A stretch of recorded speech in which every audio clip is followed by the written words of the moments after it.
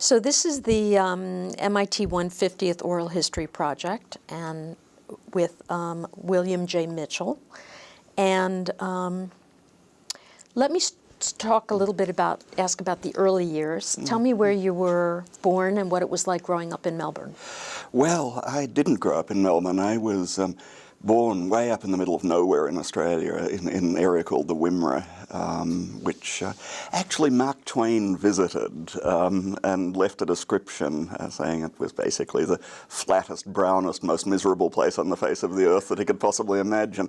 But the people had neat green little gardens, and it was actually a pleasant place. And so I grew up in the bush very much. I come from a fifth-generation Australian family, and always very much in the bush, and then eventually moved to Melbourne for my last years of high school, and then I went to the University of Melbourne.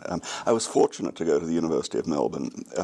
A few years before, a university scholarship scheme had been initiated in Australia, which made it possible for kids with no money, which was me, to go to the major universities like the University of Melbourne, University of Sydney. What did your parents do? My parents were country school teachers, so I come from a long line of miners. Actually, that's why we were already in the bush. But my grandfather got himself to the Ballarat School of Mines, which was a kind of vocational school for miners and mining engineers, and got some education, and then was able to make sure his kids were educated. And then my father graduated, didn't graduate, left high school at 14, right in the middle of the Depression, and started work as a bank clerk. Immediately got fired because of the Depression, and managed somehow to get himself into a teacher's college, and became a bush school teacher, taught in a little one-room schoolhouse right up in the bush, and met my mother, who was also a school teacher in the end. So that's how we got out of the bush, basically. Is there anything about growing up in the Australian bush that you think has influenced your work or life? Oh, enormously. I think it was a very culturally formative thing for me. I think for all Australians who grew up in that context, it is. There's a very small minority of Australians these days, by the way. Australia's a very highly urbanised country. The big cities have most of the population, and people in the cities romanticise the bush in the same way that Americans romanticise the West. It's not to be romanticised, actually. It's a pretty tough and rough place, but nonetheless, it's a place, it's very close to nature. You have a sense that humanity doesn't control things. I mean, it's always floods and bushfires and droughts and all kinds of stuff. So there's a sense that you're fitting very much into natural systems, and that you kind of roll with the punches. You know you're not in control, and you have to improvise. You have to deal with circumstance. You have to be flexible. And it's very much a community kind of place, and people rely on each other, because if you didn't rely on each other, you wouldn't survive. It's very, very simple. And in those days, it was a very simple life. Looking back on it, it's amazing actually how little money we had, and we never felt poor, but we didn't have any money. I realised looking back, we didn't have a car, we didn't have much mobility. You had to deal with the sort of exigencies of day-to-day life in a pretty straightforward way. So I think that's always been a huge influence on me. It's a place I love. I love the bush. I try to get back there as much as I can. My wife hates it. She's a New Yorker, right? She thinks it's the depths of lack of civilization. And in some sense, she's right. You must still have family there. I do. I have family scattered all over Australia. But the main thing, my 90-year-old mother still lives in Melbourne. Yeah. So how, from this upbringing of being focused on nature, how did you wind up with architecture?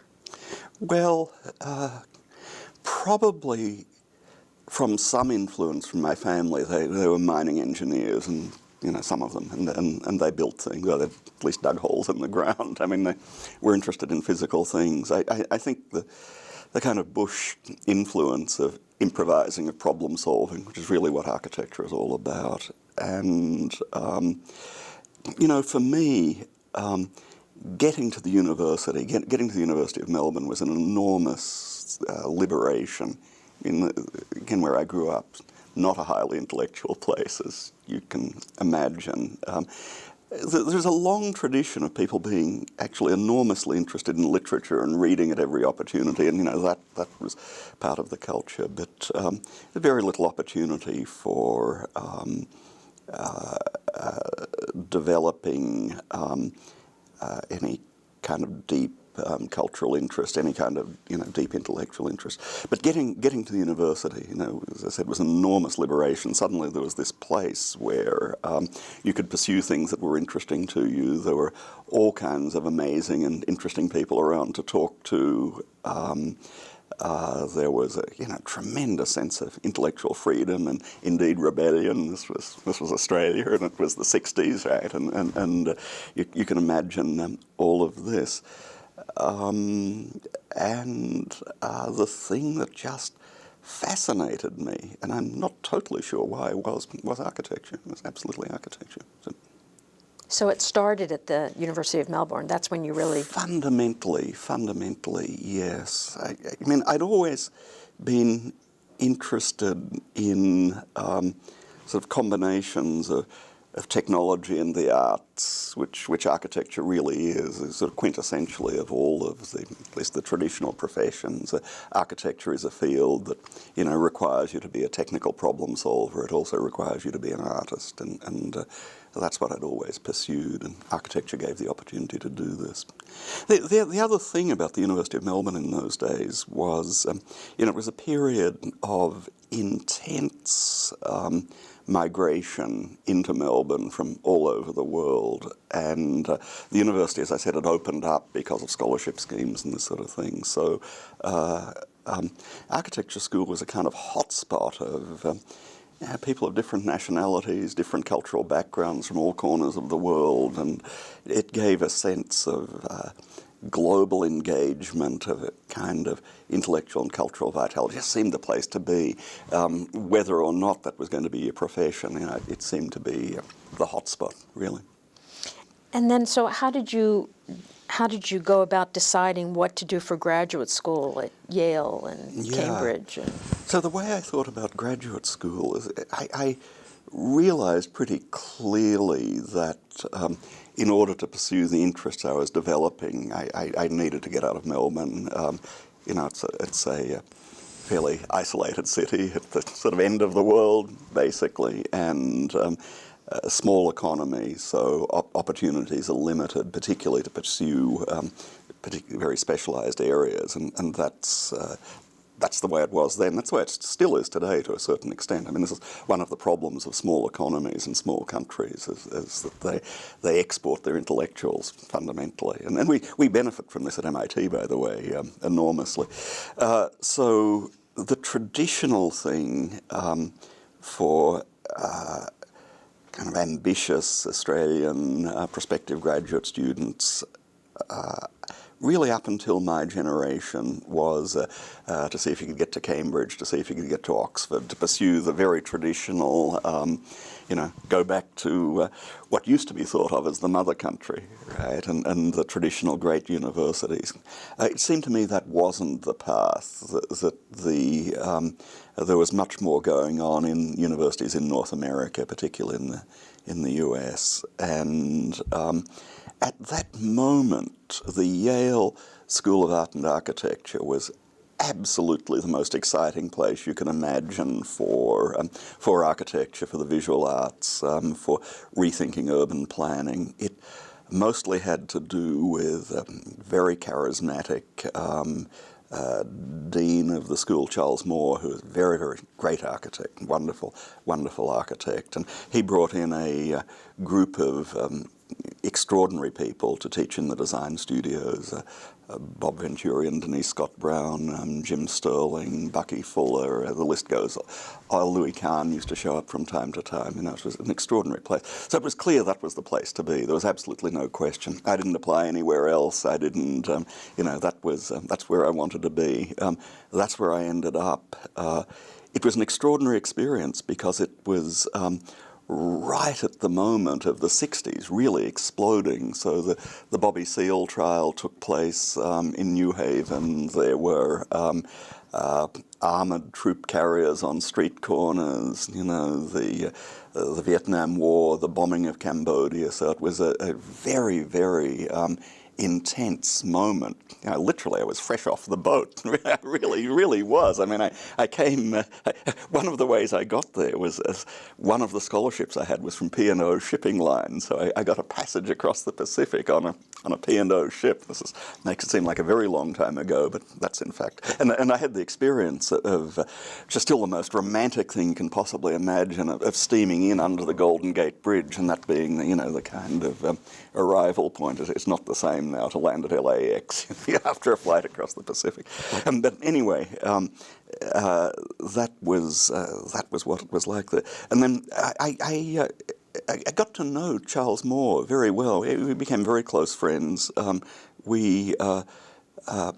moved to UCLA to start teaching after I graduated, and then I rapidly became chair of the architecture department there. And the first thing I did was hired Charles Moore away from Yale and then brought him to UCLA, and we worked together a lot.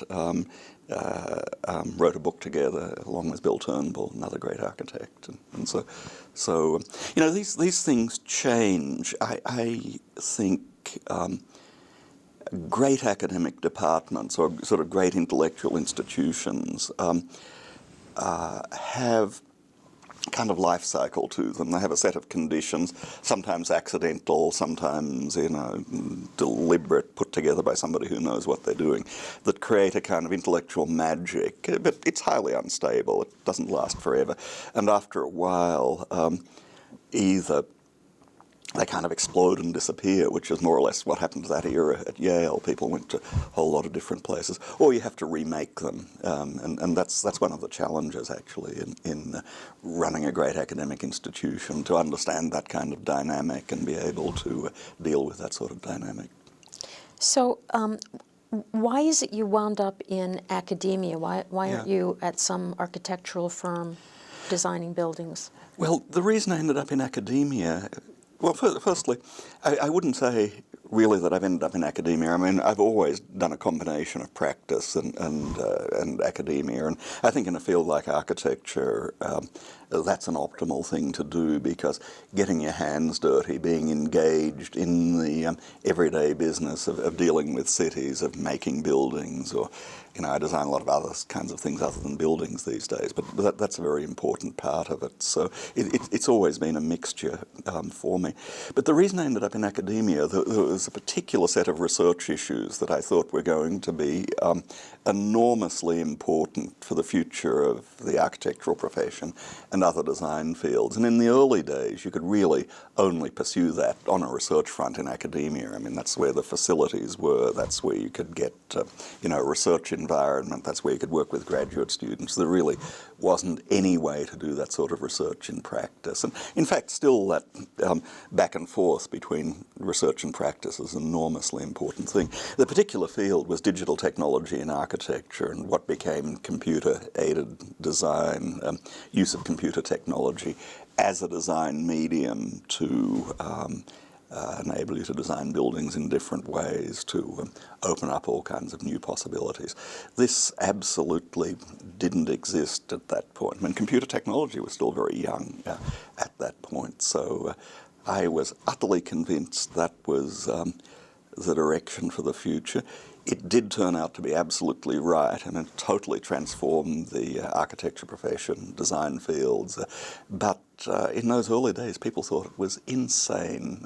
And if it wasn't insane, it was dangerous and going to destroy the cultural traditions of architecture and so on. I used to give lectures, and people would literally stand up in the audience and yell at me. I mean, it was really that contentious. It's hard to imagine now. But so that's it. And I went to UCLA in order to pursue this as a very young faculty member, because that was a new school that was starting out and was trying to move in some new directions, and it chose this area as one of the directions it wanted to emphasize, and so I jumped on that opportunity.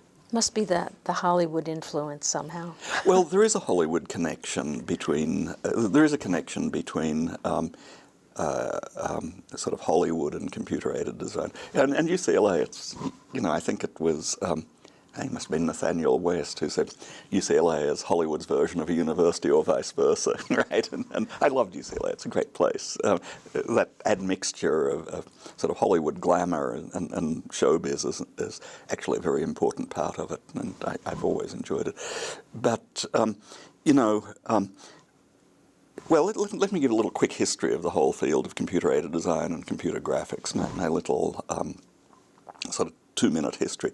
It was actually invented right here at MIT by Ivan Sutherland, and he did it in his doctoral dissertation. Dissertations actually can change the world. Ivan's dissertation certainly changed the world. He developed the first interactive computer graphics system. It was called Sketchpad. This was about 1963, and there was he made a little movie about it that was enormously influential. And things went off in a number of different directions. One was the direction of computer-aided design, which he very much had in mind. It was the idea that you could work on a computer as a design medium. The other direction was computer animation, which was the idea that instead of Disney-style animation with wonderful old craftspeople making drawings by hand, you'd generate three-dimensional characters, and that took longer than people expected to actually come to fruition. But it led to places like Pixar and movies like Toy Story, and of course it's impossible to imagine the movie industry now without computer animation and computer special effects. So it actually was very important in Los Angeles in those days that the movie industry that had deep pockets was actually sort of pushing money and interest into this whole field. Architects are penniless. Architects can't support anything much, really. So it requires something else. The real development of this field, the investment that led to the development, came out of the movie industry, and it came out of the automobile and aerospace industries, which are, of course, very different in their structure. Are there other ways that you feel that you've contributed to the field of architecture? Well, I think architecture is a very, very complex field, and if you're around in the field for a long time, as I have been now, and active in the field and able to have some level of influence, I think it tends to be a fairly diverse kind of thing. So I've been engaged with the whole computer-aided design, and that morphed into computer fabrication and whole new ways of thinking about building. I've been very much concerned with the way digital networks affect cities, the way that cities develop nervous systems in the end, and how that affects the functioning of cities. And I wrote a book back in 1994, I think, called City of Bits, which really was very early for thinking about this kind of thing, and laid out that idea that cities were going to be radically transformed by digital technology, and a lot of my research has been involved with that. Interesting story about that, to put it in sort of temporal context. I was working on the draft of this, and I was having lunch one day with Mitch Kapor, as Mitch and I did some teaching together, and Mitch, as you know, was a founder of Lotus, and knows a thing or two about digital technology. And he said, come back to my office, I want to show you something that I think is going to change things. And it was the first browser, it was the first prototype of Netscape, or whatever was the predecessor to Netscape at that point. And we kind of looked at it together and said, yeah, actually, this is going to change things a bit. So I went back and started rewriting the manuscript at that point. So that book came out more or less exactly at the moment that people were understanding this concept that was starting to emerge of the World Wide Web, right, which had actually come together from a bunch of different sources. I mean, it was built on top of the ARPANET, which became the Internet, and then Tim Berners-Lee, doing sort of basic standards and infrastructure, and then browsers making the interface, and then a little while later along came search engines and so on.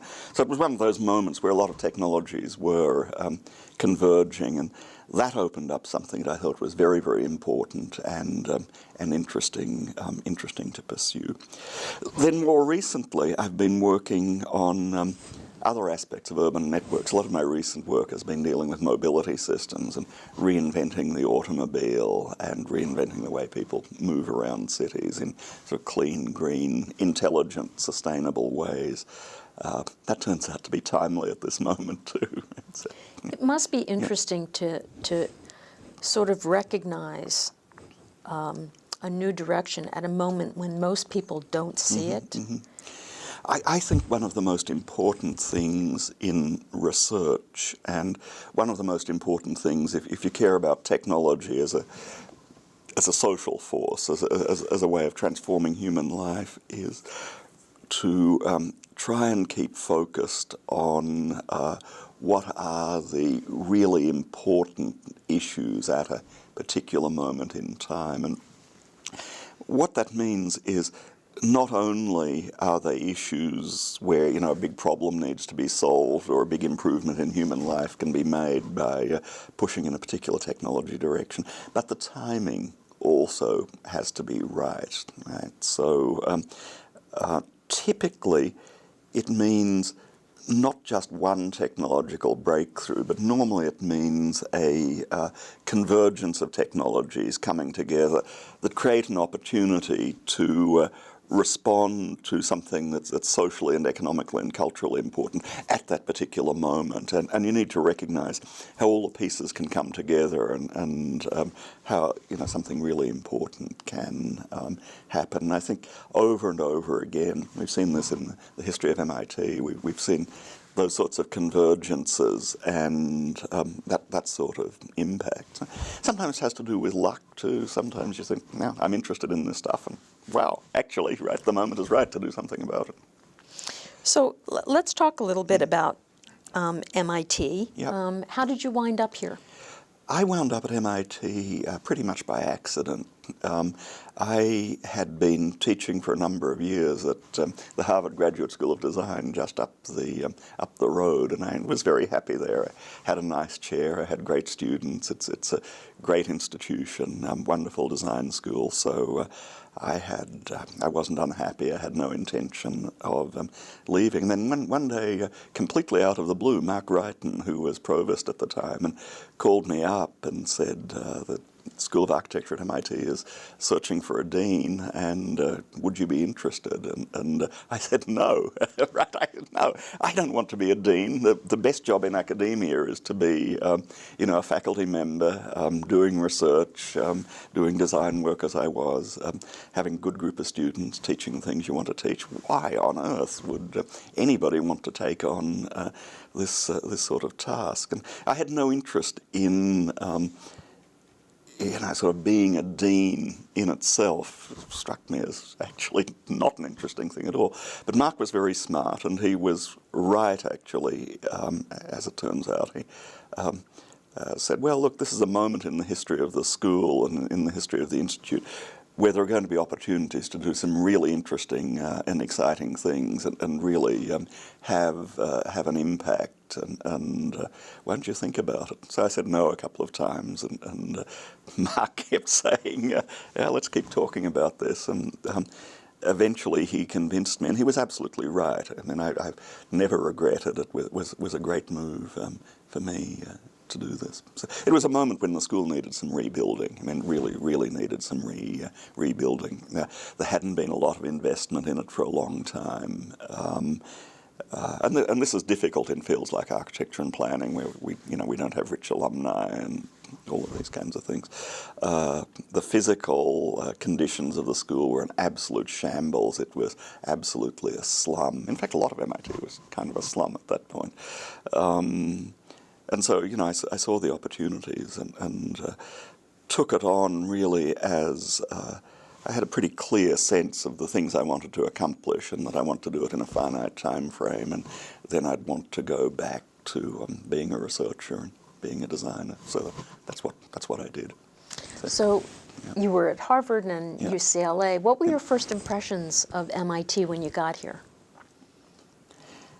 Well, MIT, when I first got here, was of course not an unknown quantity. It's a place that has an enormously high profile in the world and has an image in the world. Actually, of all major universities, probably has a stronger and clearer profile in the world than any place I can imagine. People that know about it. Not only do they know about it, they kind of know what MIT does, and they know that it produces people who are mathematically literate and have amazing technical skills and good scientific grounding and all of these kinds of things. So I sort of knew what MIT was. I had a lot of friends here, particularly in the media lab. Nicholas Negroponte, who was the founding director of the lab, was an old friend. I'd known Nicholas since the late 60s, when he was a freshly minted assistant professor of architecture, and I was a graduate student at Yale still.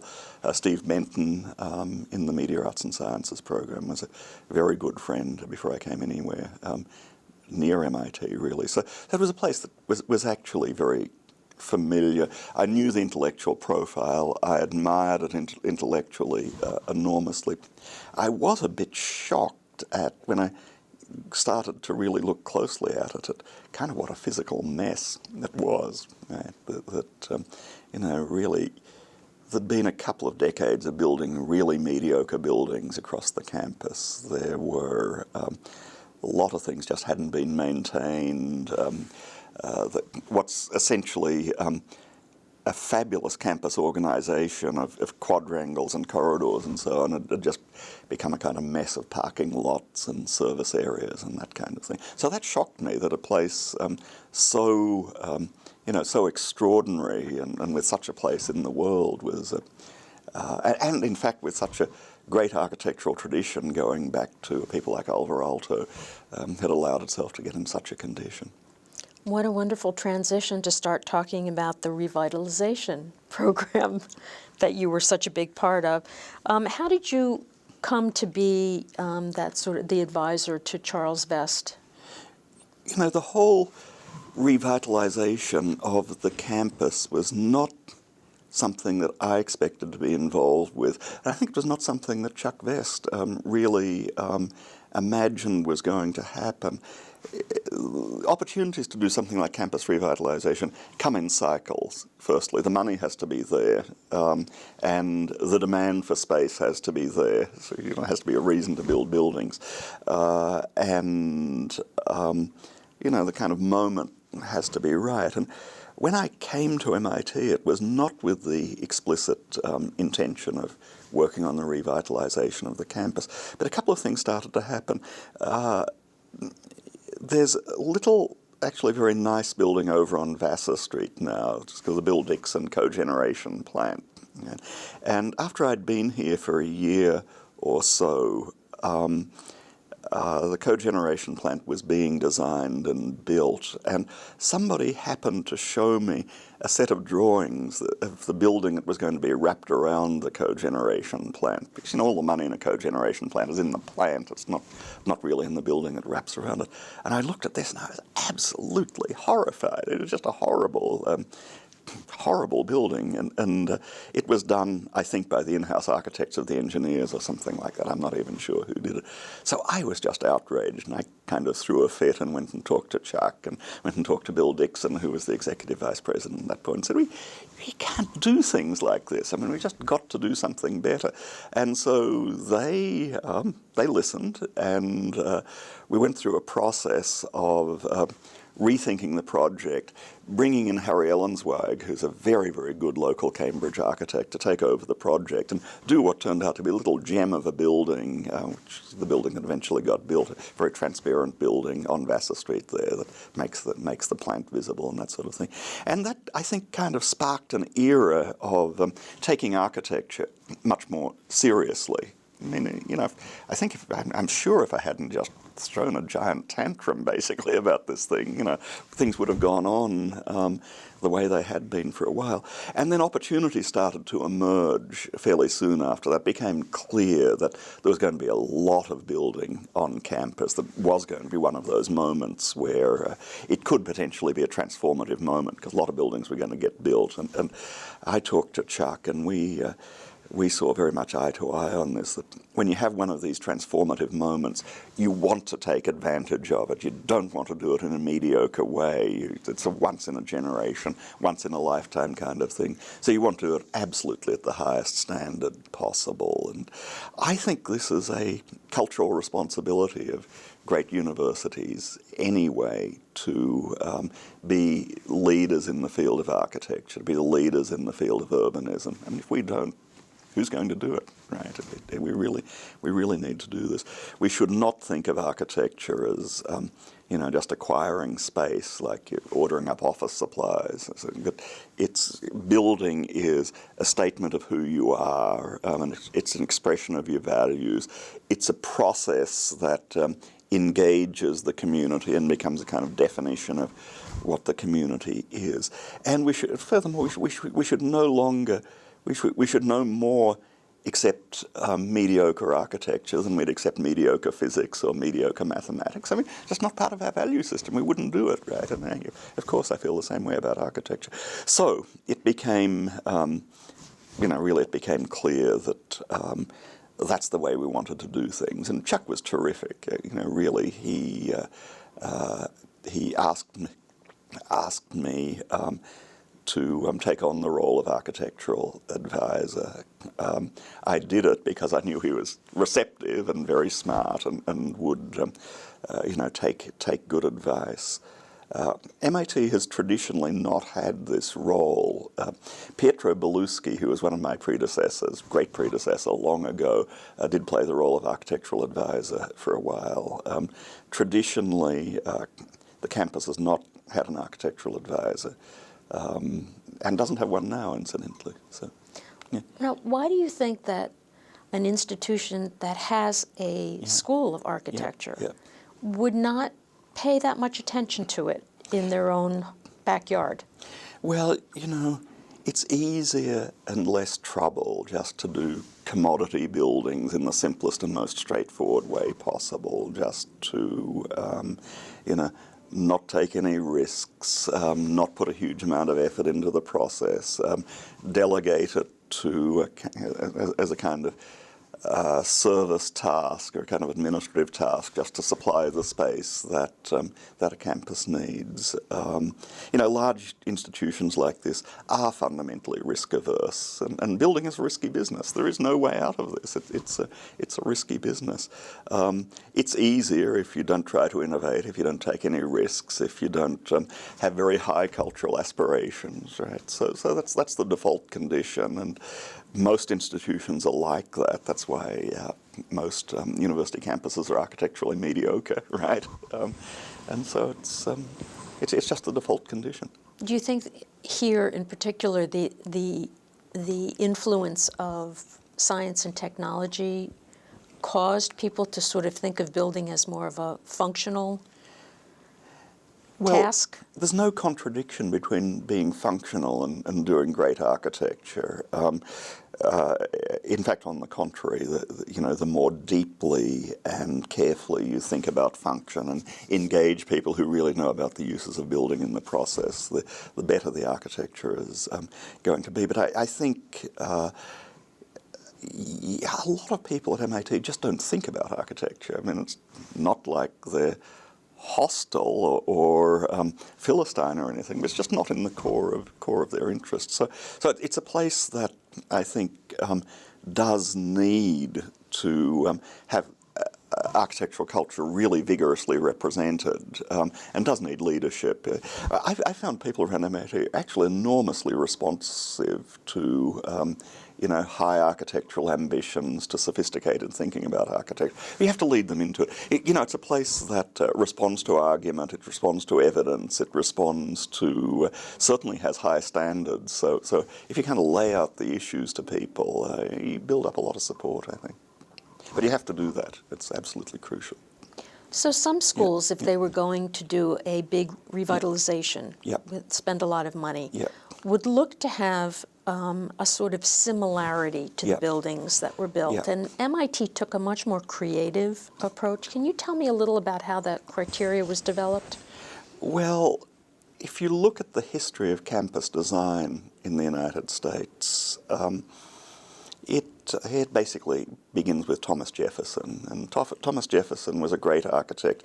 He would have been remembered as a great architect if he'd never messed with politics. He was extraordinary. So the University of Virginia is a great prototype. And there are a bunch of other historical roots of all of this too. But there has been a tradition of thinking about American college campuses that demands kind of consistency of style and materials. There are a lot of reasons for that. It's a big, complex discussion we probably don't have time to go into now. One of the reasons is a kind of branding reason. And this sounds very crass, and universities don't like to hear it put in these terms, but in fact, that's a large part of it. Think of the image of Yale, for example, with its neo-Gothic quadrangles, and they're wonderful neo-Gothic quadrangles, by the way. It's part of the brand of the place. It's part of the image of the place, and very carefully tended to. Think of Harvard with its red brick, and so think of Princeton. So universities use that for branding, and if you're going to preserve a consistent brand and identity, you kind of need to do that in some sense. I think there are more creative ways of handling the issue, but still, that's the argument. And also, a lot of institutions like the Ivies, for example, part of their branding is 400 years of tradition, right? But this is not MIT. MIT is not about 400 years of tradition. It's, I would say, more about inventing the future. MIT has always been to a diverse, heterogeneous place, place that's been an upward mobility path for bright kids from blue-collar families, a place where kids from migrant families could come, a place where we'd hire outrageous people who couldn't get a job somewhere else because they were too outrageous, and then they'd do something brilliant at MIT. And so that heterogeneity and that sense of constant invention and that sense of looking towards the future, I think, is very much what MIT is about. So the whole business of imposing some sort of spurious visual unity on the place, just would seem to me to be totally wrong. Just absolutely wrong.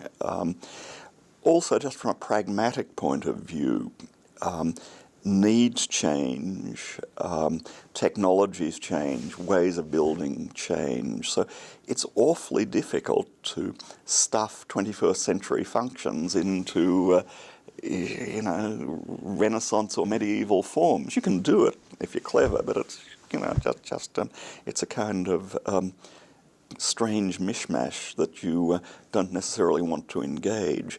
So there are very good reasons for taking a more heterogeneous approach.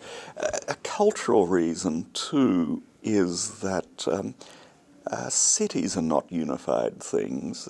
Cities are heterogeneous, complex places where really each generation that contributes to the formation of a city is adding to a conversation across the generations, responding to what previous generations have done and adding their response to it, and then some other generation will come along after them and add that response. That's what makes great cities, wonderful. That's what makes a city like London or New York such a fabulous place, and why cities that are all designed all at once by some master architect, usually a national capital or something like that, in a uniform style, are absolutely boring. It's absolutely, completely boring. So, MIT is an urban institution.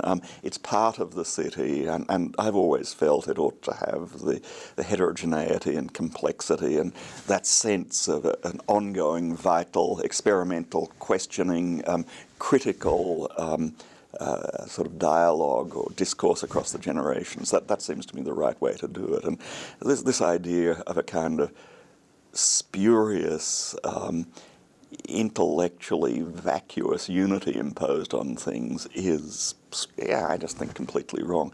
Furthermore, in many ways, the kind of nostalgia that represents is nostalgia for kind of golden ages that weren't so golden. So, well, I'll name some names, right? So Princeton building in sort of traditional architectural styles harks back to a supposedly golden age, when in fact there were no women, there were no black people, there were no Jews, right? I mean, that's not a golden age.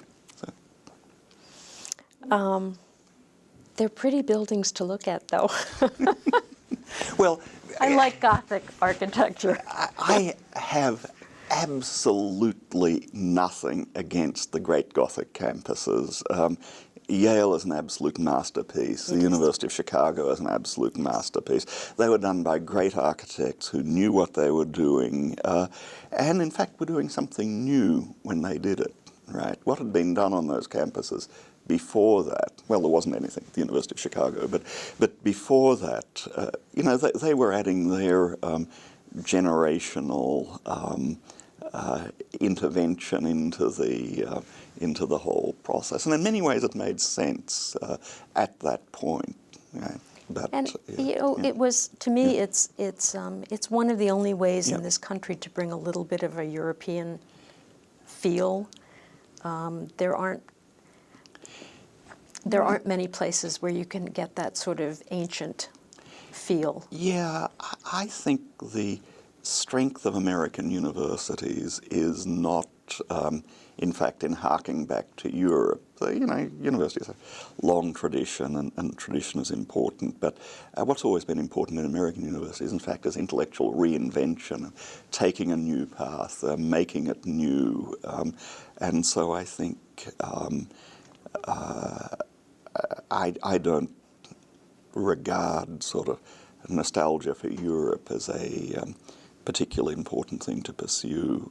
There are some genuine connections in some of the older Ivies, sort of back to Cambridge and Oxford and that sort of thing. So that's, I think, makes some sense. But if you look at MIT, if there is a European connection, it's much more to the Polytechnic tradition, and it's a whole different kind of thing. So, I like the spirit of invention. I like the spirit of making something that comes out of a cultural mix, out of an diverse immigrant society. If you look at most of our student population now, the roots are not so much in Europe in any case, right? So I'd much rather see something that reflects that condition of the early 21st century where you have an extraordinary community of people who come together from all over the world. The strength of it is the cultural one of the strengths is the cultural diversity and complexity, and I think the architecture should reflect that. So going back to the revitalization, how did you arrive at, or how did MIT arrive at the criteria that was used to award the design contracts? For each project that we did in the revitalization of the campus, we thought extremely carefully about who would be the right architect to respond to the particular set of conditions, the particular requirements of the context and the particular kind of discipline and sort of subculture that was being addressed. So the set of architects we ended up with, it's very diverse. They're very different kinds of architects, and I think that's a plus too. So, for example, in doing the athletic centre, we asked Kevin Roach to do that project. Kevin, great architect, Pritzker Prize-winning architect. One of the things that probably most people don't know is that as a young architect, he'd worked with Eero Saarinen, and Eero Saarinen, of course, was the architect who did Kresge and the chapel. In fact, developed a design for that whole quadrangle there that was never fully implemented. So it seemed to make enormous sense to ask Kevin Roach to come back. He's quite old now, towards the end of his career, to help complete the quadrangle, something that he'd been engaged in right at the beginning of his career. And I think that worked out very well. Kevin Roach at this point in his life had nothing to prove, and so he was very mature and sophisticated architect who was somebody who could do a background building, which the athletic centre really is. It's completing the quadrangle and making a background for the wonderful buildings that Saarinen did, the Kresge Auditorium and the chapel. It was very different down the street, down Vassar Street, when we did the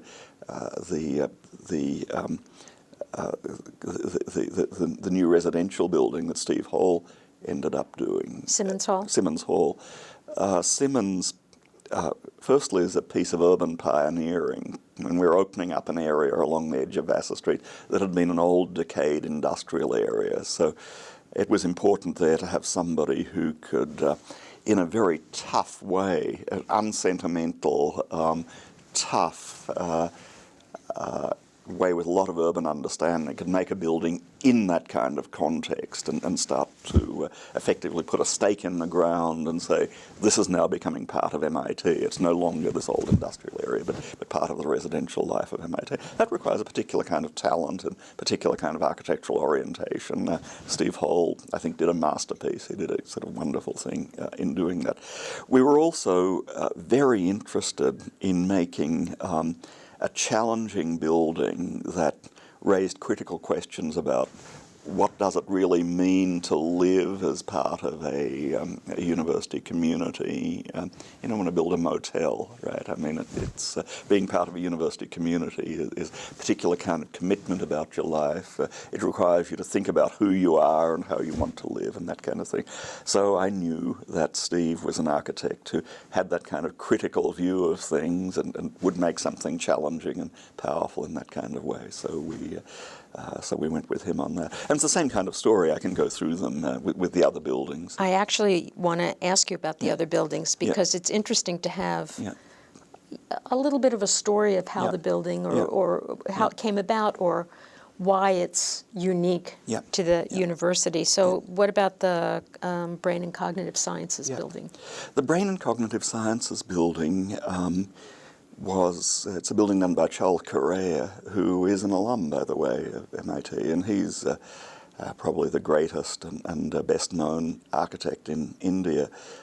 He also happens to be an old friend of mine. I've known Charles and admired him for a very long time. This was a building, firstly, that had to accommodate very complex technical requirements. It's a wet lab building. These are very complicated to do. They have a lot of technical requirements. They have to accommodate things like animal facilities in addition to the labs that you see. You never see the animal facilities, by the way, because they're always very discreet for all kinds of reasons that you can imagine. It had to accommodate actually 3 different academic units in something that gave identity to the 3 units and also had some sense of coherence and overall unity to the thing. It all had to be built over a railroad track, because that was the site. And it had some donors who were very smart people with very strong ideas about what the whole thing ought to be. So it's an incredibly tough problem. And I knew that Charles Correa was an architect who could solve all of that and make it look easy. He's an architect of immense skill in doing these kinds of things, and an architect of immense humanity who wasn't going to get lost in all of the technical detail, but was going to think of the place as a community, and was going to find some clever way of pulling it all together as a community, which he did. He did a brilliant scheme. He does make it look easy, so it's easy to miss this. But instead of making 3 separate buildings connected by bridges or something, which would have been the obvious thing to do, and some early design studies pursued that direction, what Charles did was say, well, we can bridge the railway line with an atrium that raises up a floor, make a community space, kind of village green in the center of the space, or a piazza in the center of the space, and then arrange the three units around that and spanning the railway line. And then so happens that this building is, well, the logic of wet lab buildings is they're kind of big fat rectangular things, because that's just kind of the way they have to be for technical and economic reasons, and usually they come out as big fat ugly things because of that. What Charles realized is this kind of rectangular logic had to go within a site that wasn't rectangular at all. It was an odd-shaped site. So an economical way to do things would be to put these rectangular chunks of space within that and let the space at the edges between the kind of big rectangular chunks and where the street came be social space, space for tea rooms and lounges and libraries and that sort of thing.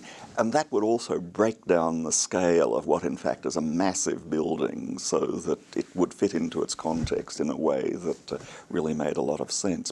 So this is all easy to explain at this point. You know, it's a nice, easy story to lay out.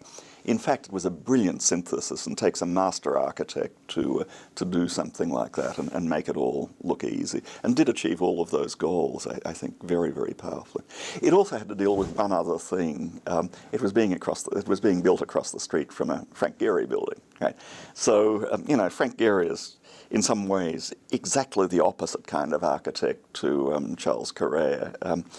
Frank is a kind of flamboyant, improvising, incredibly creative, convention-breaking sort of cowboy architect from California, right? Now, you can't out-Gehry, right? If that sort of game is going on one side of the street, you need a different game on the other side of the street. So I kind of think of it, and you know, the normal urban design response, or I shouldn't say normal, but a kind of typical urban design response would be, in fact, to try to make 2 similar things on different sides of the street. And we have lots of examples of that in Boston. A much more interesting response, and it's really the response that Charles took on, was to think of it like a tango, right? So on one side of the street, there's one partner who's performing one role and dressed in a particular kind of way, and on the other side of the street, this, well, be the male partner, I guess, in the, you know, the very formal dress, and providing a kind of foil to the sort of flamboyance of the other partner. So it really, from urbanistically, very consciously, it is that kind of dance. And I know Charles well enough to know that that was the way he was going to think about it. So tell me about the Frank Gehry building. Yeah.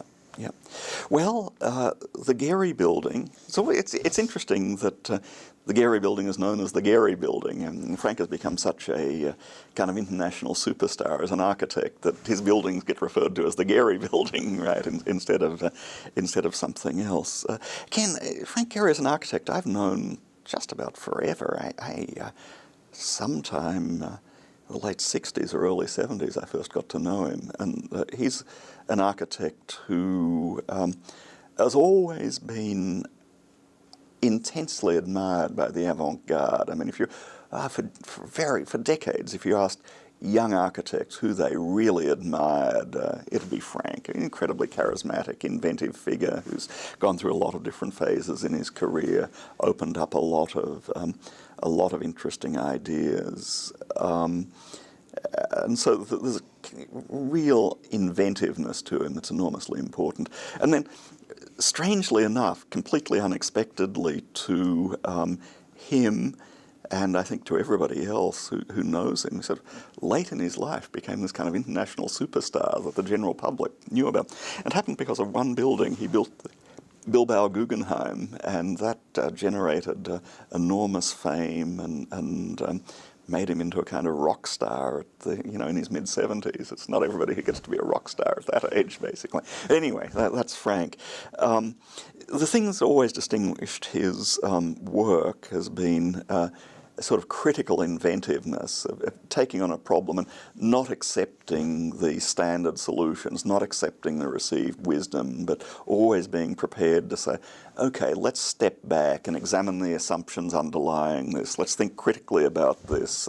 Let's see if we can come up with something that not just new for being new for its own sake, but is really going to move us forward into a fresh way of thinking and a fresh way of inhabiting buildings and a fresh way of working. So that fits together very, very nicely with the culture of ECS and with linguistics and philosophy and all of the great units that are being accommodated in that building. And the other thing that was needed was some real social thinking of how do you make a real community and a place of social interaction out of all of these pieces that actually have been scattered around the campus and off campus as well. How can you pull them all together and create a place where they'll interact, where people are, and it's going to add up to a community that's more than the sum of the parts. And this has always been the core of Frank's architecture. The general public knows him as somebody who's amazingly formally inventive, who makes funny shapes and that sort of thing. That's actually the least important thing about Frank's architecture. It's very visible, but the most important thing is he thinks about how you can make a community, how people work together, how people interact socially and so on, and that's really what I wanted him to bring to it. So we started out on the selection process of the project, and we went through a very classic process because we needed to have all of the stakeholders involved in the process, so there'd be buy-in and all of the things that you want to get. And the committee doing it constructed a very long list of architects, and I added Frank Gehry's name to the list. And they said, okay, fine, there's a sort of indulgence. We'll let you add, and it's never going to happen. So we added Frank's name to the list. And then, did our homework. The committee did its homework very well and went and looked at the work of various architects, travelled around and interviewed people, looked at publications in magazines. And I think I got a short list, and Frank is on the short list. And then we went through some more homework, and it came down in the end to two very, very fine architects, Frank Gehry and Harry Cobb, who's a wonderful architect. He did the Hancock Tower here in Boston. He did the courthouse, the federal courthouse in Boston, and he was chair of the architecture department at Harvard. And Harry's absolutely terrific. But I would say represents an elegantly done, well worked out, fairly traditional approach to the thing, and whereas Frank is going to do something unpredictable and going to break the conventions, and there was very, I would say, evenly and passionately divided opinion on the direction we should go in, and it ended up on Chuck's desk, on Chuck Vest's desk, and Chuck asked advice from everybody, and went away and made the decision. So, Bill Dixon, I think, too, had a lot to do with that decision, because I think we all relied on Bill's judgment enormously, and he's a wonderful old MIT character who loved the Institute, knew how to get things done, knew how to get things built, and Chuck asked Bill Dixon, is this going to be possible? Are we going to get ourselves into deep trouble, or are we going to be able to pull this off? And Bill said, I believe, I wasn't part of the conversation, yeah, go for it. So What are your thoughts about the problems that the buildings had and the lawsuit and? Oh, this is ridiculous, and you know, when you do a building, a big building, firstly you build your prototype. It's not like automobiles or airplanes or anything like that. You build the first one, and then people live in it. And so there are always going to be a few teething problems with big complex building, particularly in an innovative building, because you try some new things for good reason. I mean, you don't take gratuitous risks, but you try some. So it's an innovative, ambitious building. It's like a piece of software too, by the way. You have to debug a piece of software when you develop it. So there's a little bit of debugging to be done on the building. No more than I would expect. In fact, less than I would normally expect. But because Frank is such a high-profile architect, and because it's a extremely innovative building, people make much more out of these sorts of things than they would with a mediocre standard building. And also, I don't know what happened. I wasn't privy to the discussions, and I don't know exactly what happened, but. On large building projects, it's very, very common to get a few technical problems. It's very difficult to sort out where responsibility lies, whether it's the architect, whether it's a general contractor, whether it's the subcontractors, whether it's the material suppliers. Sometimes it's a combination of these things. Normally those sorts of things, and they're extremely common, get sorted out rationally, very low-key, behind the scenes by negotiation. And somehow that process broke down, and I don't know how in the case of this building. So a lawsuit is absolutely the worst way to solve these kinds of things. I cannot imagine how MIT got itself into a position of being involved with something like this. So. The last building we haven't talked about is the Media Lab building. Yes, yeah. The Media Lab building is done by Fumiko Maki, who's a very great Japanese architect who interestingly enough, though this had nothing to do with his selection, really began his architectural career right here in Cambridge, Massachusetts. He was one of the first young Japanese architects to come to the United States to do graduate work after the war. Maki, in his late 70s or early 80s at this point, he grew up in Tokyo before the war, has wonderful poetic memories of Tokyo being a city with unpaved streets and no street lighting, and it's wonderful kind of thing. So anyway, he did his graduate work at Harvard, and then he worked for the Boston Redevelopment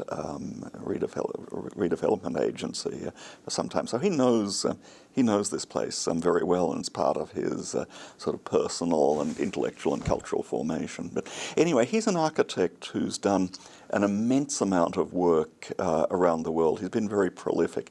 I describe him as kind of architect's architect. All architects admire Maki. If you ask, a lot of architects, who do you really admire? Who do you think you have has astonishing skill and finesse? A lot of architects will say Maki. I certainly would put Maki right up, at the very top of my list of world architects. He's not flamboyant. He does things with refinement and subtlety and finesse. And that's what the Media Lab building is about. It's an extraordinarily elegant, beautiful building.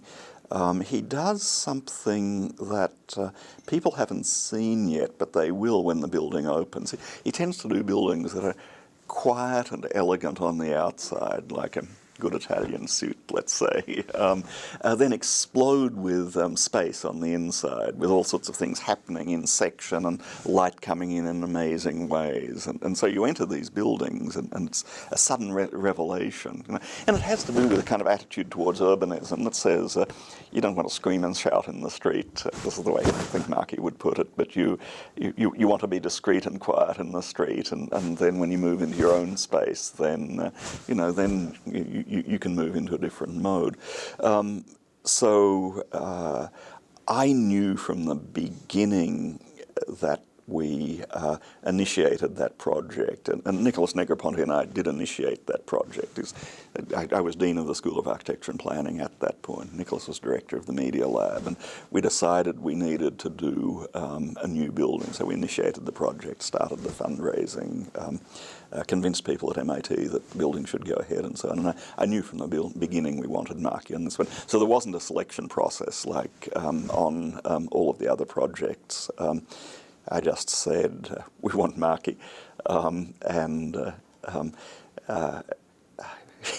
MIT people said, well, call him up and say we want him to do it. And I said, no, actually, you don't quite understand. You don't approach Mr. Maki that way. You fly to Tokyo and you say, Mr. Maki, would you be interested in doing this building? He's a world-famous architect, a sort of cultural icon in Japan, has more work than he can possibly accomplish for the rest of his life. So you have to convince him that doing a building at MIT is really going to be worth his time and something wonderful is going to come out of it. And we have to promise him that we're going to do it right, that we're not going to mess around with this, that we're just going to do, the goal is going to be to do a great building. And so everybody bought into that.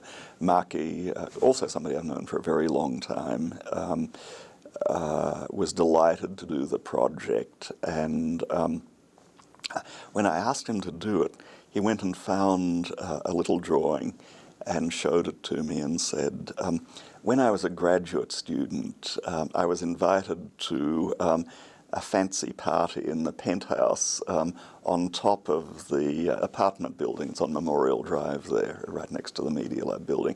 And I made a little sketch looking back over the MIT campus. And he pulled out this sketch. It was exactly the site for the building. So we all said, well, this has to be. This is absolutely clear that this is the way it needs to go. There was another very practical thing. It's a very constricted site. There's not much space on the site. And one of the major goals had to be to elegantly, but nonetheless do it, jam as much usable space on the site as possible to make use of every square metre of the site. Maki is a Tokyo architect, and he really knows how to do this, and which he did.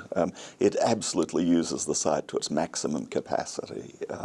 So, as with all of these projects, I think from the conversation we've had, you can see that there's a different set of circumstances for each one, and you're always looking for the sort of magical mix of the, what are the circumstances of the project, and who's the architect who's going to make the sort of right response to the context. So this building's come out wonderfully well.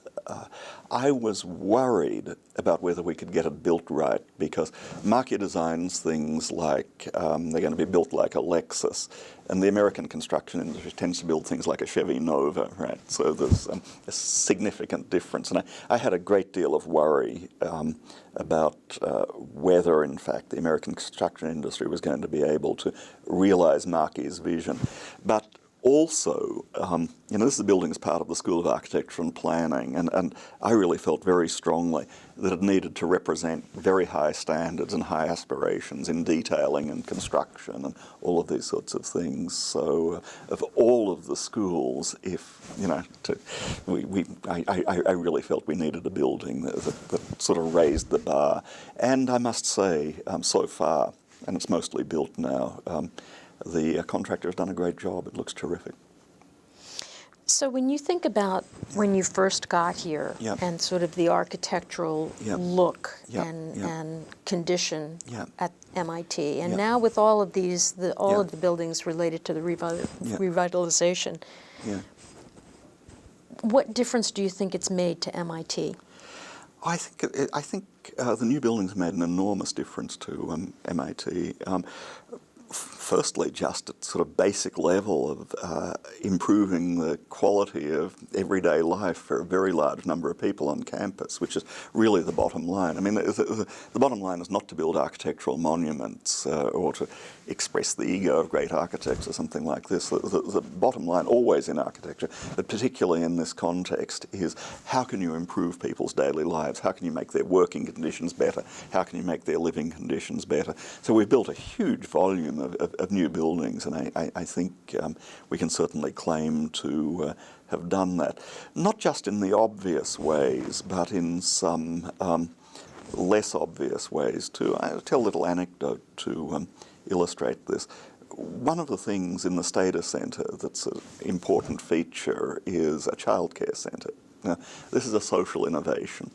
A decade or so ago, putting a childcare centre in an MIT lab would have been a just unthought of thing. So it's very important, both as a practical thing and as a kind of statement of a new set of values and a new direction for MIT, and recognition that it's a different kind of community and different kind of population than existed a couple of decades ago. So there's a childcare centre.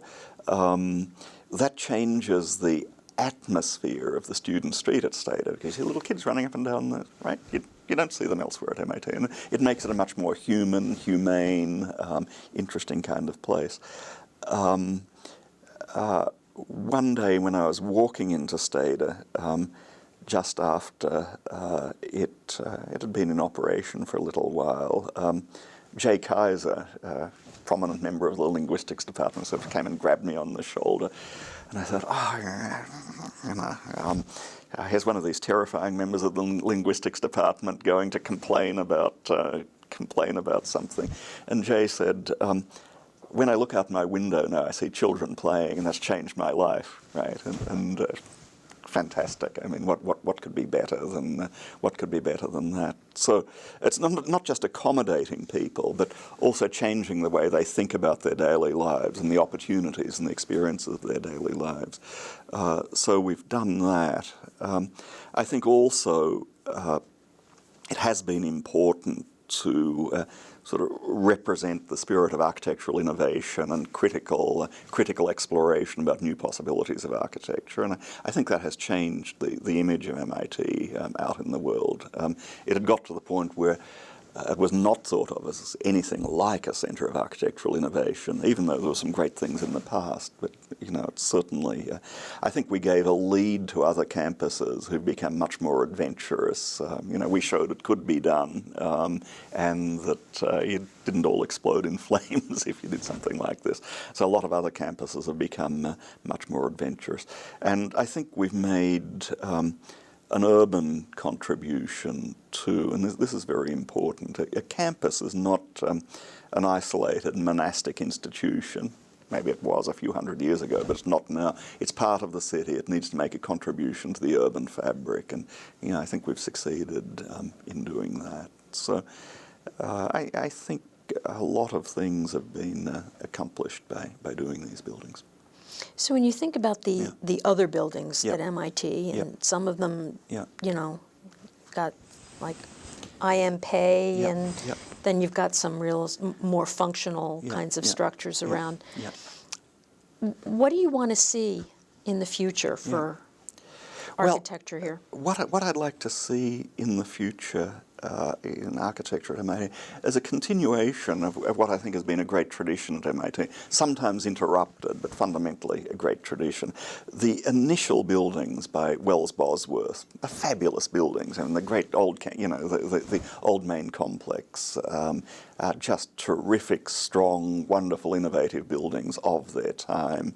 The building that was done by Alvar Aalto, Baker House, is a great masterpiece. It is probably the best building in Boston still, I would argue. It's an unpretentious building. It's not some big monument, but just the deep humanity and the wonderful thinking about architecture that's in Baker House is quite extraordinary. So MIT did that in the immediate post-war era.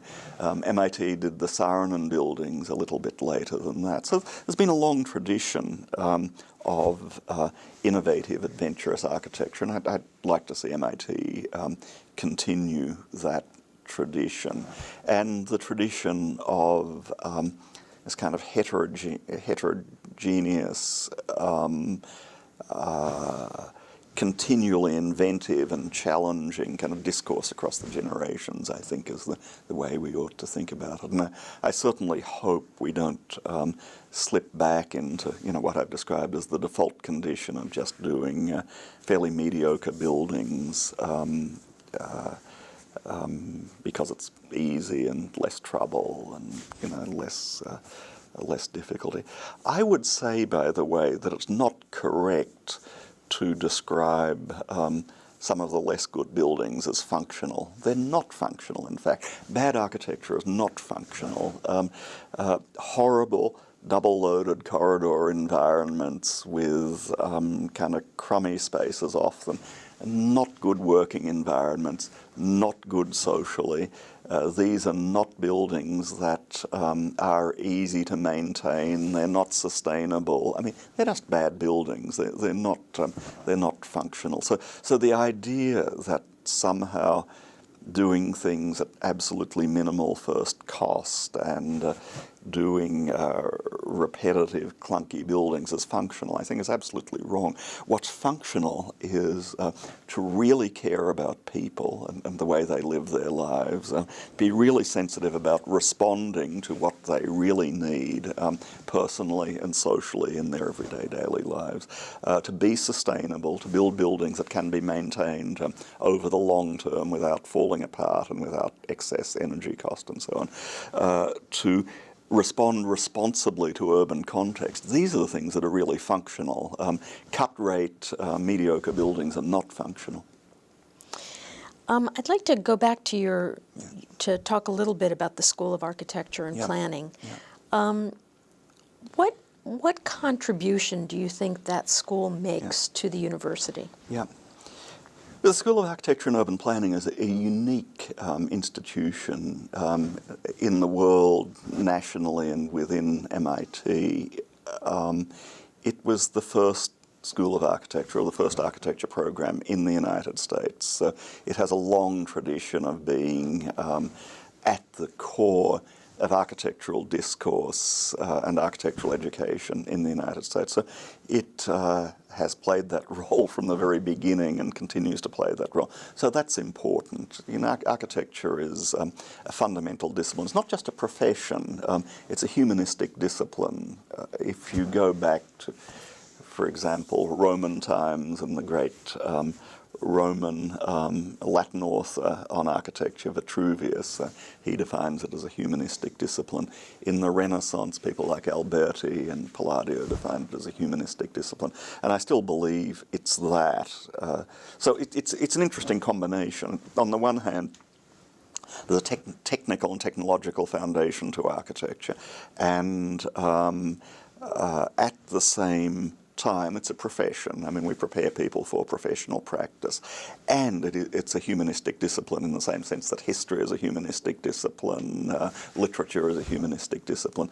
So it plays that intellectual role within university. And I think this is fundamental to the intellectual and cultural mix of a university, that architecture be represented. I think university is incomplete if that, it's like not having a literature department. I mean, just the place is incomplete. So that's one role it plays. There's been, I think, a kind of unique role in architecture at MIT that's different from every other place that I know. That it takes advantage of being in the context of a great scientific and technological institution, and it's very multidisciplinary in the spirit of MIT. So many of the great architecture schools, Yale, where I was educated, for example, Harvard, where I taught for a long time, are fairly isolated, self-contained kinds of places. And Harvard has this slogan about schools of every tub on its own bottom, right? And that's both good and bad. But anyway, MIT is different. I mean, the School of Architecture is part of this multidisciplinary community that exists at MIT. And that's enabled it to do some unique things. That spawned the Media Lab, for example, which could not have happened in any other architecture school in the world. And that's an integral part of the school, and as part of the uniqueness of the school, that firstly, this, I think, kind of amazing, rebellious, innovative entity sort of appeared. MIT has a capacity for things like this to happen, and it happened within the School of Architecture and Planning, and continued traditions, in fact, that are very fundamental architectural traditions. The idea of project-based work, of really building and making things as a way of knowing, is fundamental to the Media Lab, and that comes out of its embedding in the tradition of architecture. The idea of design being a core intellectual activity that's synthetically thinking about things and putting together new inventions and designing things as a fundamental intellectual activity, that comes out of architecture. And the atelier tradition, the idea of working in workshop research groups, sort of day and night working together as a way of investigating and as a way of knowing, comes out of the architectural tradition. So kind of summarize what's important about the school. At one level, it represents the long tradition of architecture as a profession, as a humanistic discipline. At another level, it's an extremely unusual place that represents design thinking, represents synthetic thinking, and takes advantage of its unique situation at MIT. Are there other ways or other characteristics of the school that you think distinguish it against other architectural places? The MIT School of Architecture is very different from many other architecture schools, and I think that's its strength.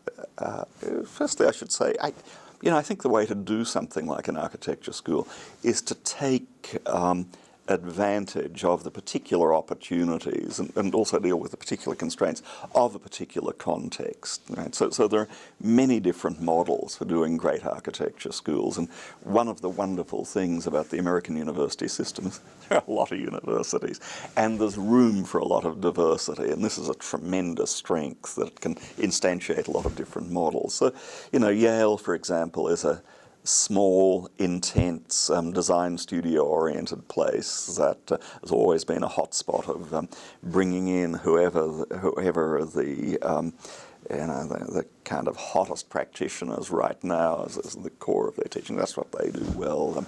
Harvard is a different kind of place. Princeton is different again.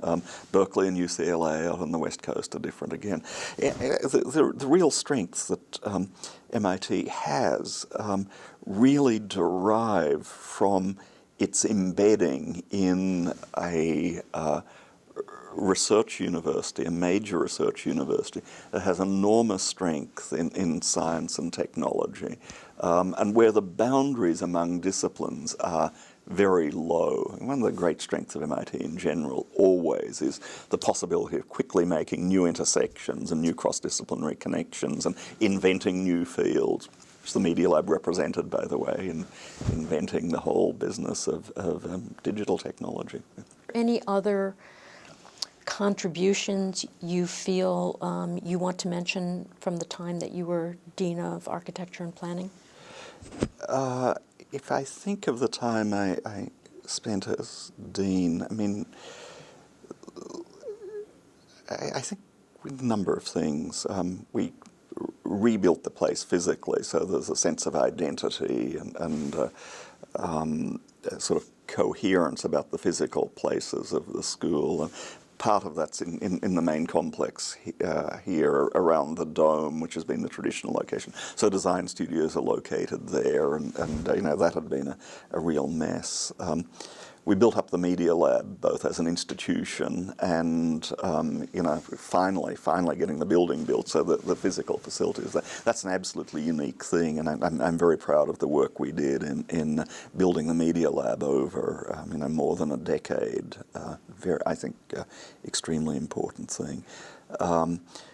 Put the school on a sounder financial footing. Strange to talk about this under current circumstances where nothing is on a very sound financial footing, but architecture schools are difficult, and university administrators often don't understand this because people come into architecture because it's a vocation, and people come into urban planning because it's a vocation, because they want to do that kind of work.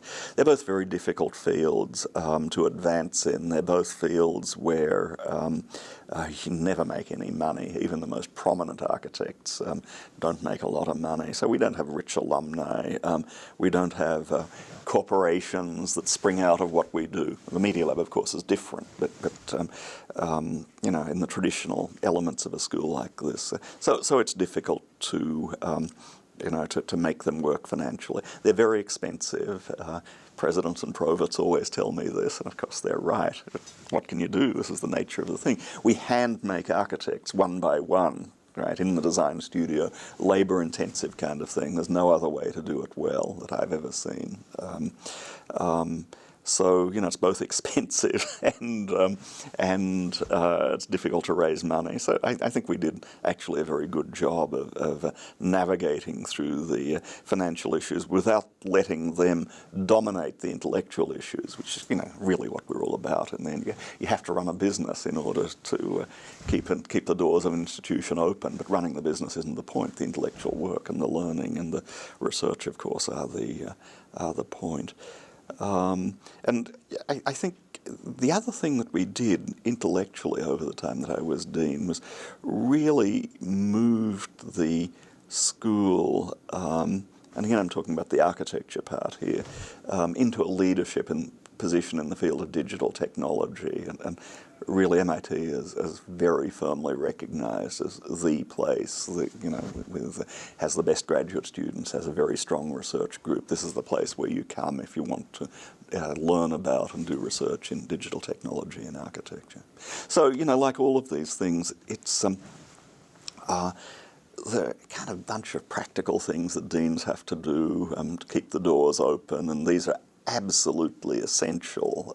You have to do that. And so, you know, building up the institutions, building up the Media Lab, dealing with things financially, building up the facilities, all of that is very, very important. But in the end, you have to measure what happens over a period by what happened intellectually. And so I'd say, in the end, the most important things are revitalization of thinking about design on campus, moving design into a much more prominent position in the institute, building up the leadership position in digital technology and architecture, doing a lot of very interesting things in urban planning and in the visual arts, and really building up the Media Lab, which is an absolutely unique thing. Tell me a little bit about smart cities, Yep. and how would you describe that? Well, my Smart Cities research group at the Media Lab is a multidisciplinary group. It goes all the way from mechanical engineers who worry about, you know, ball bearings in wheels, all the way up to urban designers and urban systems people. And it's really concerned with thinking about the future of cities and trying to develop positive strategies for dealing with, you know, the immense problems that cities face at this point,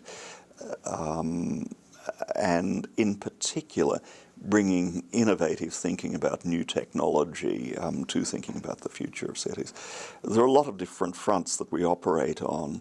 The most prominent over the last several years has been the reinvention of urban mobility systems, and we've approached that by rethinking the automobile, developing, working with General Motors, a new kind of ultra-lightweight, intelligent electric car that folds and stacks like shopping carts at the airport, or shopping carts at the supermarket, or like luggage carts at the airport, occupies very small footprint.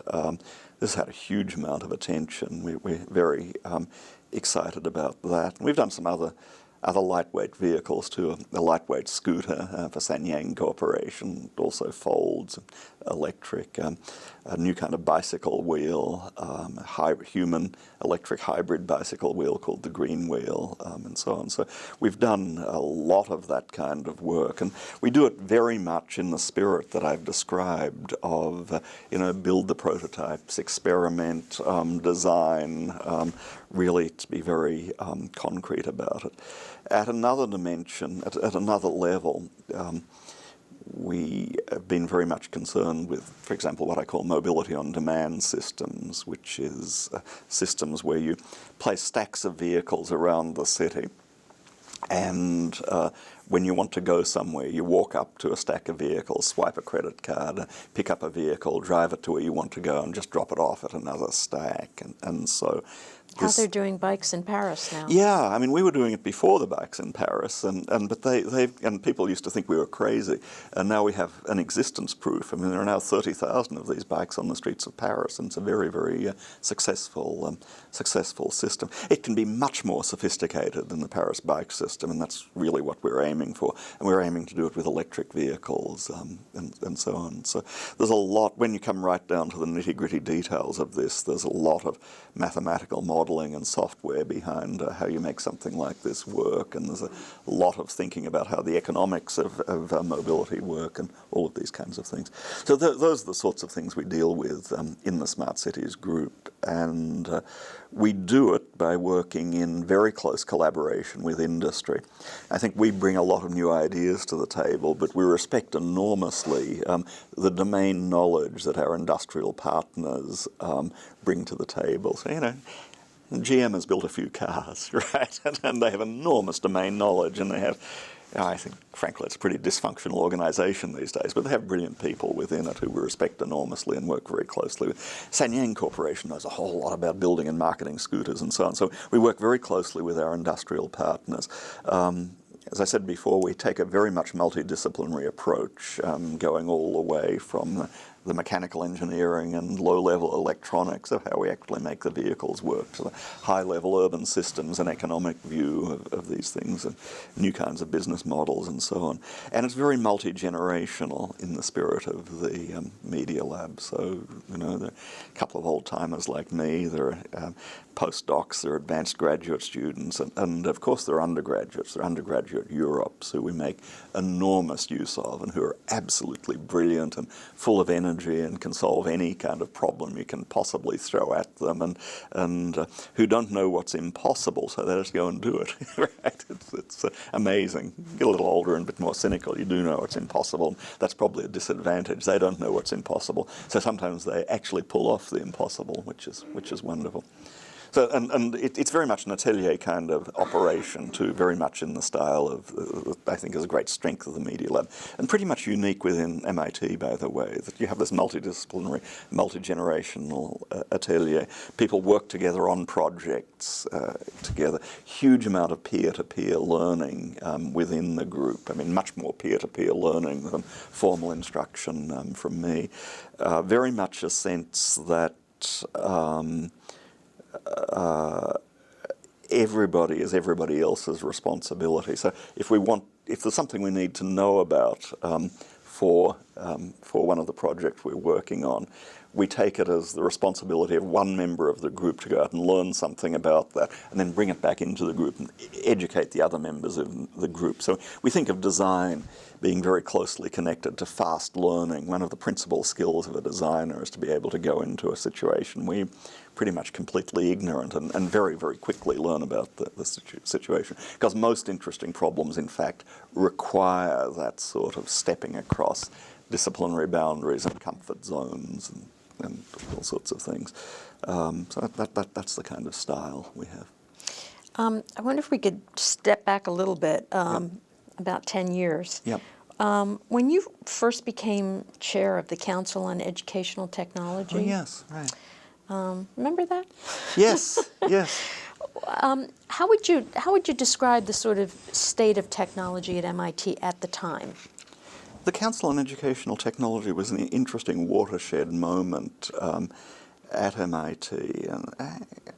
And you know, what had happened, of course, MIT is a great technological center, digital technology and innovation, and had done some very important pioneering things, the most prominent being Athena, the whole Athena network and that kind of thing. But by the point we set up the Council on Information Technology, it was clear that there was going to have to be a lot more investment in educational technology, that a lot of innovation was going to be needed, that there were some huge opportunities and there were also some huge risks, that it was possible to do some very positive innovation. There was also a possibility to mess things up very, very badly.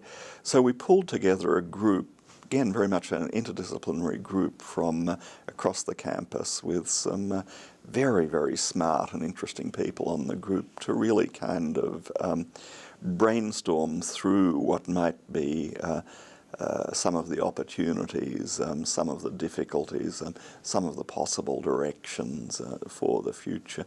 And I think it was a very important process. It wasn't so much that we came out with a very detailed plan for the future that then we went off and implemented, but it really got a kind of critical discourse going and a lot of thinking about the future of digital technology. And in fact, over the last decade, a lot of very innovative things have happened at MIT. OpenCourseware, I think, is an extraordinarily powerful and important idea that has actually changed the way we think about universities and their role, I think. So, and the important thing about something like that is not just the technology. In fact, the technology of OpenCourseware is pretty much uninteresting. I mean, it's very standard technology.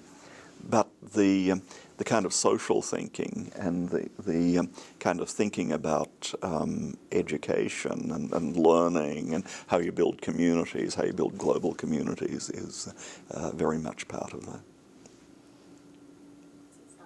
Are there ways in which being at MIT has helped or hindered your work? In my own work, being at MIT has been a wonderful experience and an enormous help. And the powerful things about it are that it is a place where you can reach out across the disciplinary boundaries, where you can define new intersections, where if you have an intelligent question, you have to be pretty careful about asking the questions intelligently, but if you have an intelligent question, there's always a world expert just down the corridor somewhere who can answer the question. So to do the sort of thing that I do, which sprawls in a kind of messy and unpredictable way, outside of the disciplinary silos, across the boundaries.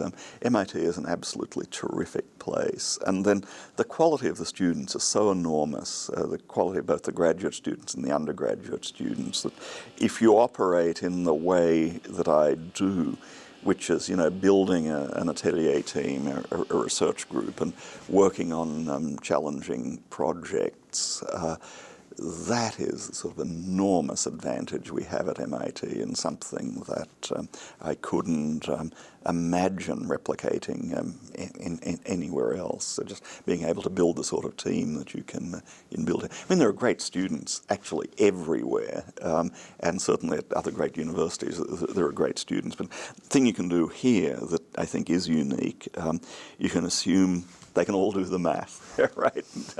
You can assume that they all really know some science. They're hardworking, they're ambitious, and they have grown up in this kind of culture of just getting the problem solved, whatever it takes, reaching out across the boundaries, talking to people, doing some courageous innovation. Our students will do all of those things. So I think there's always been the strength of MIT, that it is a place with absolutely extraordinary students. And part of the reason, there are many complex reasons for that, but a big part of it is the place really is a meritocracy. I mean, there's no way you can talk your way into MIT. There's no way you can get to MIT because of what your parents were or any of the... Of all the places I've ever been, and I've spent a lot of my career at great, great institutions, this is just a rigorous meritocracy. It's a place where you can aspire to come if you come from a penniless family, when you come from an immigrant family, where your family has really no cultural background in academia, you can in fact get to MIT. So that constant influx of enormously highly motivated, hard-working young people who realize this is the big opportunity of their lives to get to MIT is an enormously powerful thing. It's it's indefinable sort of thing, but an enormously important part of the culture. And something that resonates with me a great deal because, I came from a family with no money and came from the bush and all of those sorts of things. So I recognize it in these kids. They're very young when they come here, and it's a very tough place in many ways, but that kind of character of the place is enormously important. One of the things that's very powerful about MIT and makes it a wonderful place to be is the quality of the students. And part of the reason for the quality of the students is that the place is such a rigorous meritocracy that students get here through hard work and merit. They don't get here by talking their way into the place. They don't get here because they're legacies. They don't get here because their parents gave a lot of money to MIT or something. None of those things work, right? You get here by just being good enough to get into the place, because the selection process is not infallible, which is pretty good. So we end up with students who come from diverse social and economic backgrounds, very often who recognize very clearly what an enormous opportunity it is in their lives to be at MIT, and that this is just an opportunity is not to be wasted, so they work enormously hard and they're intensely highly motivated. So having those kinds of students who have not only the intellectual skills but the motivation and the work ethic and the kind of social and cultural diversity is one of the greatest strengths of MIT. Any advice for MIT community for the future of the institution? Or I think a very important thing for the future of MIT is to be aware, very self-aware of what the unique qualities of MIT are, and to be very careful to preserve some of these unique qualities, which I've mentioned as we've gone through this discussion. There's always a temptation. Of course, we look at other institutions and we benchmark and we measure ourselves against other institutions, as we should, but we're different in many ways. I don't think we should fetishize that, but the differences are important and need to be preserved. And the spirit of sort of adventurousness, of being critical, of constantly trying to reinvent things, and of being prepared to take risks are really fundamental for the future of MIT. There's a temptation, particularly in tough economic times, to sort of pull back into your shell a little bit, not to take so many risks, not to be so adventurous.